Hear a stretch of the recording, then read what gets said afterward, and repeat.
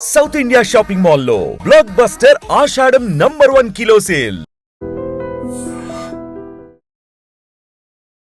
నమస్తే, welcome to I dream social spotlight with కవిత.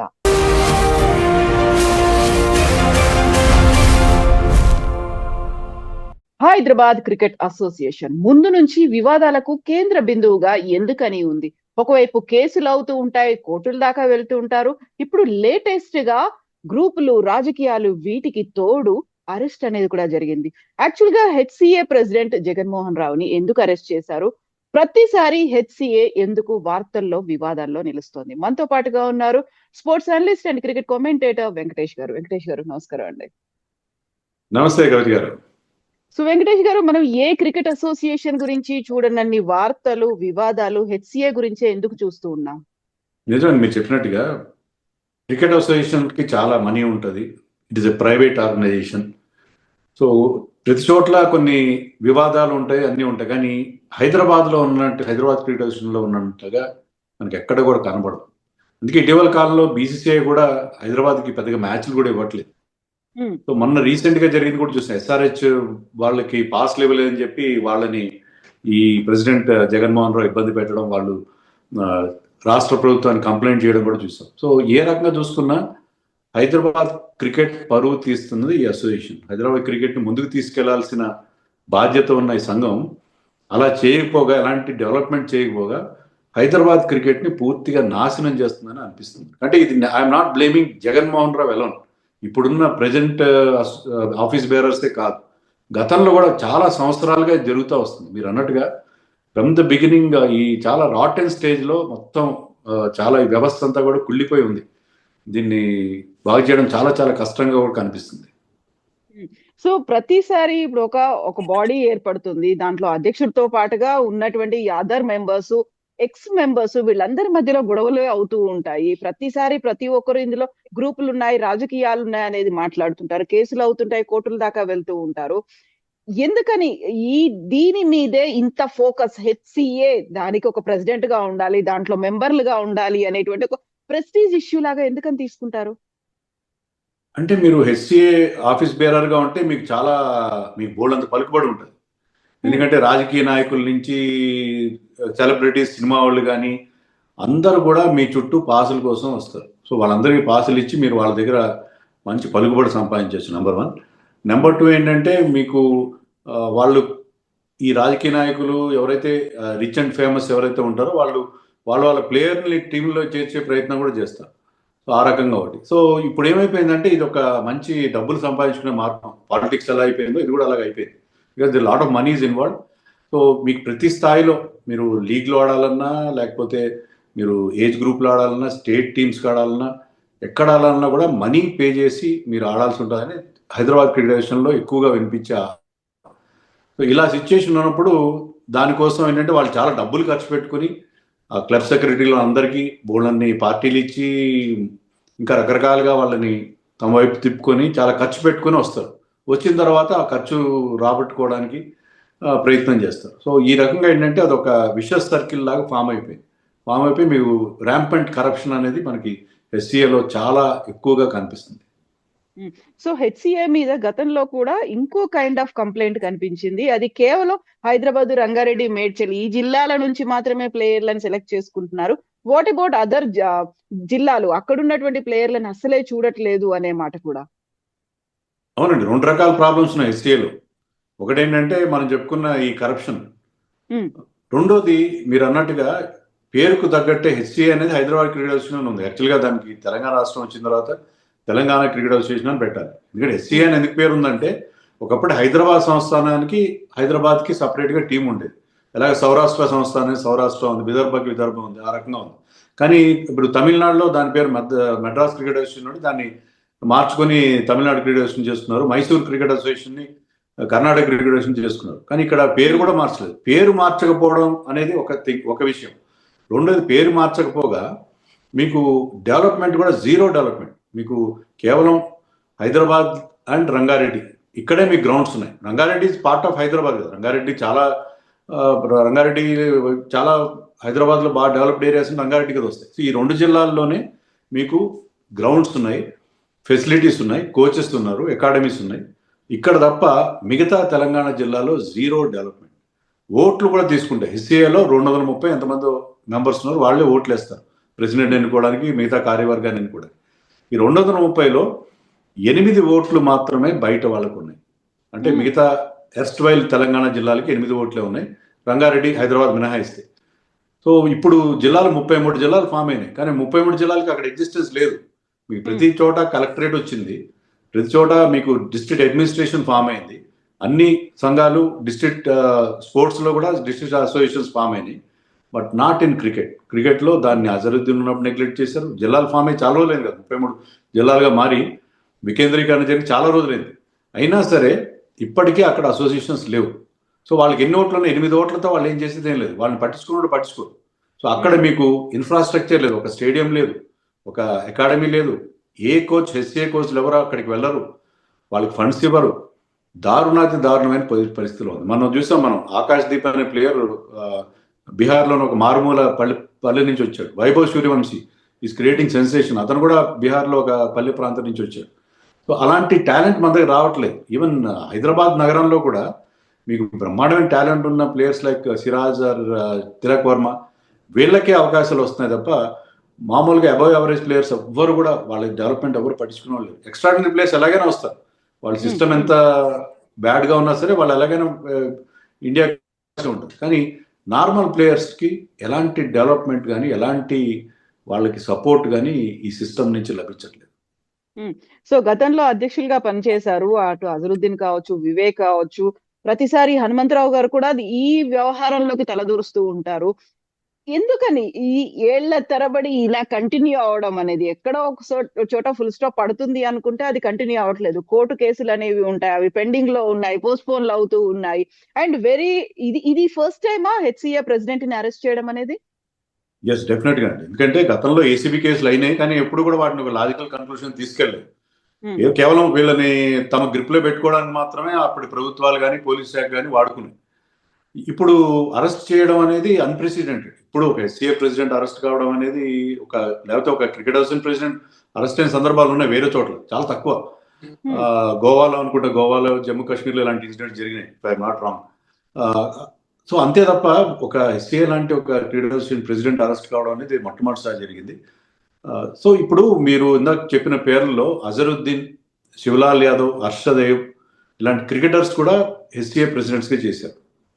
తర్వాత politicians like Vivek Venkataswamy, ఆయన బ్రదర్ వినోద్, ఇంకా చాలామంది ఇప్పుడున్న ఈ జగన్మోహన్ రావు, ఎవరైనా సరే మామూలు క్రికెటర్స్ ఉంటే అసోసియేషన్ చాలా బాగుపడుతుంది అనుకుంటే అలాంటిది ఏం జరగలేదు. అజరుద్దీన్ పీరియడ్లో కానీ, శివలాల్ పీరియడ్లో కానీ, హర్షదేవ్ పీరియడ్లో కానీ బోల్డ్ అన్ని అవినీతి ఆరోపణలు వచ్చినాయి.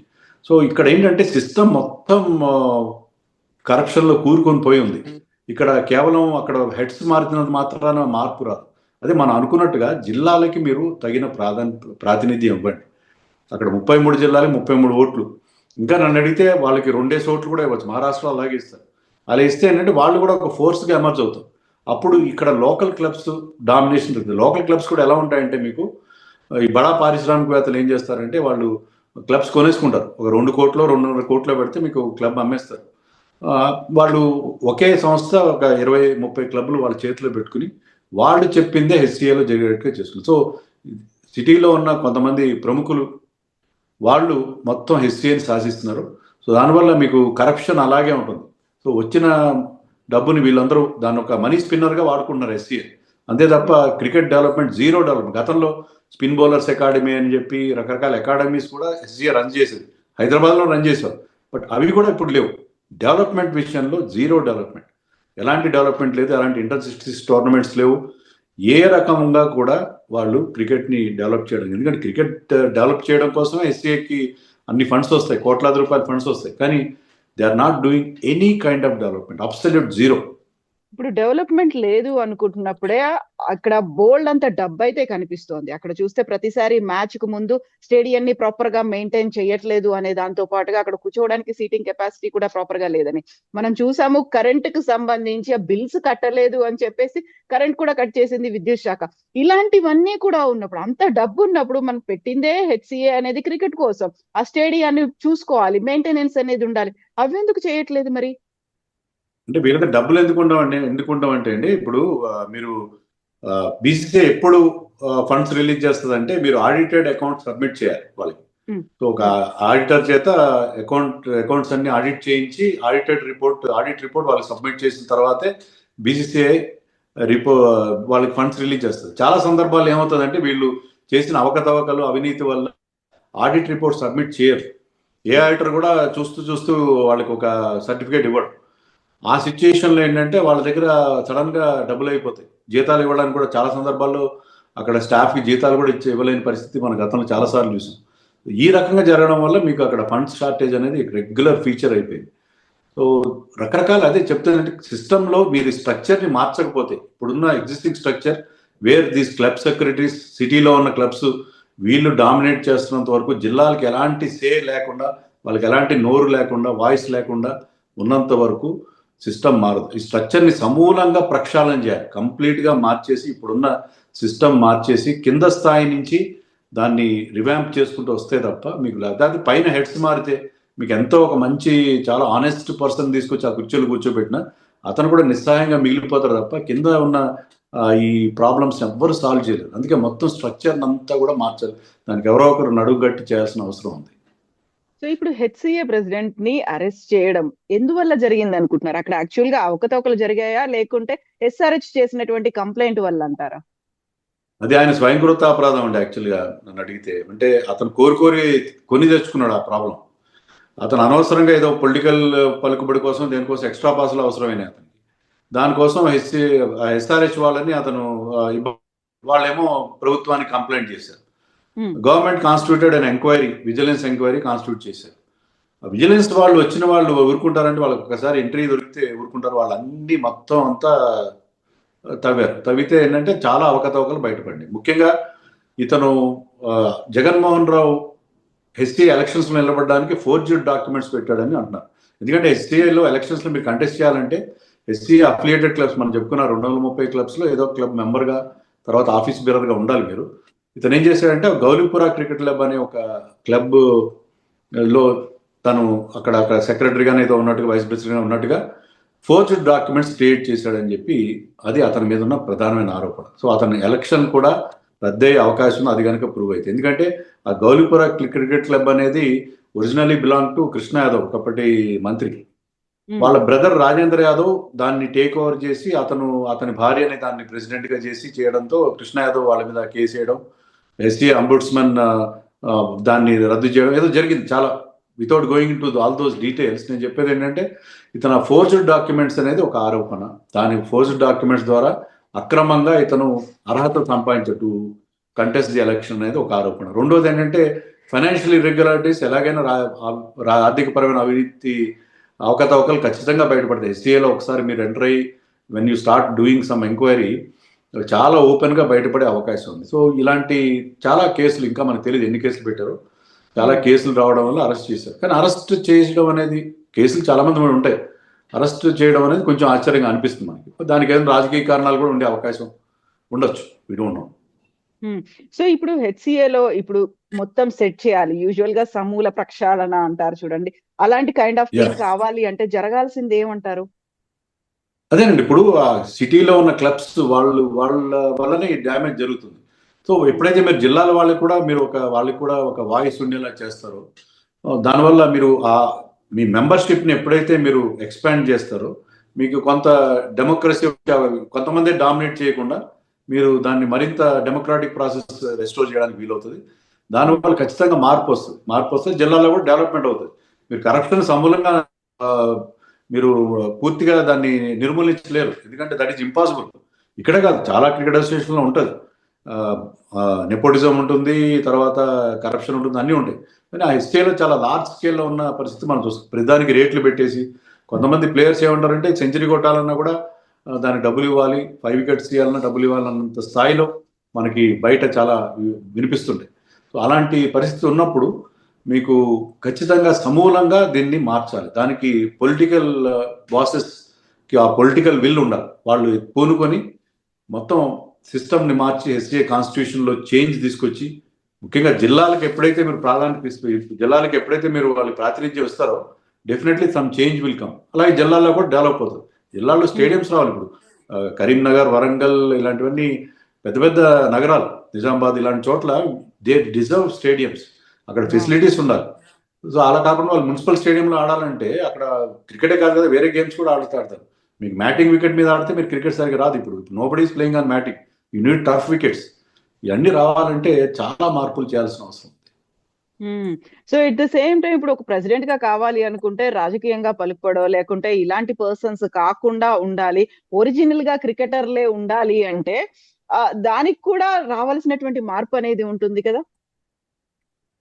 క్రికెటర్లు ఉన్నా జరగలేదు కదండి. ఇప్పుడు కేవలం politicians are not bad. Politicians ఉన్న సందర్భాల్లో కూడా కొన్ని చోట్ల మేలు జరిగింది. ఎందుకంటే వాళ్ళకి ఆ పలుకుబడి ఉంటుంది కాబట్టి దాన్ని రైట్ వేలో ఉపయోగించుకుంటే you will get some good development. So ఇక్కడ ఏమవుతుందంటే మేజర్గా మనకి సిస్టంలో ఎవరికీ సిన్సియారిటీ లేదు. ఎస్సీఏలోకి వస్తే డబ్బులు సంపాదించుకుందో లేకపోతే తమ క్యాండిడేట్ని, తమ కొడుకులను, తమ చెందిన వాళ్ళని పుష్ చేద్దాం అనేది తప్ప ఎవరు కూడా ఒక బ్రాడ్ థింకింగ్తో చేసే పరిస్థితి లేదు. దానికి ఏంటంటే ఆ సిస్టమ్ను కూడా మరింత టైట్గా మీరు అపెక్స్ కౌన్సిల్ అని పెట్టారు, అంబుడ్స్మన్ పెట్టారు. ఎన్ని పెట్టినా సరే మీకు ఎక్కడా కూడా ఈ అవకతవకలు, ఈ అక్రమాలు ఆగట్లేదు. అందుకని ఏంటంటే స్ట్రక్చర్లో మార్పులు తెస్తే తప్ప మీకు ఇక్కడ హైదరాబాద్ క్రికెట్ ఎప్పటికీ డెవలప్ కాదు. ఇక్కడ నుంచి ప్లేయర్స్ రావట్లేదు. మీరు చాలా ఇక్కడ ప్రతి స్టేట్లో మీకు ఈవెన్ పాండిచ్చేరి లాంటి చోట్ల కూడా స్టేట్ లీగ్ అనేది జరుగుతుంది. మీకు ప్రతి స్టేట్లో ఉంది. చిన్న ఈ పాండిచ్చేరి లాంటి యూనియన్ టెరిటరీస్లో కూడా మీకు they are having their own separate leagues. కానీ మనకు ఆ లీగ్ లేదు. ఆంధ్రాలో ఉంది, మన పక్క రాష్ట్రాల్లో అన్ని చోట్ల ఉంది, మహారాష్ట్రలో ఉంది, ఒరిస్సాలో ప్రతి చోట ఎవ్రీబడీస్ హ్యావింగ్ ఏ లీగ్. ఇక్కడ ఆ లీగ్ జరుపుకునేంత ఇది కూడా లేదు. ఏమన్నా అంటే I spoke to Jaganmohan Rao once. ఆయన ఏమన్నా అంటే మాకు ఎప్పుడు కేసులే సరిపోతాయి, మేము ఇంకేం చేస్తూ ఉంటారు. అంటే కేసులు వాదించడం కోసం, కేసుల్లో కూరుకుపోవడం కోసం కాదు కదా మీరు వచ్చింది. You have to do some development, you have to conduct a league. ఆ లీగ్ జరిగితే దాంట్లో టాలెంట్ ఎమర్జ్ అవుతుంది, ఆ టాలెంట్ నుంచి వస్తారు.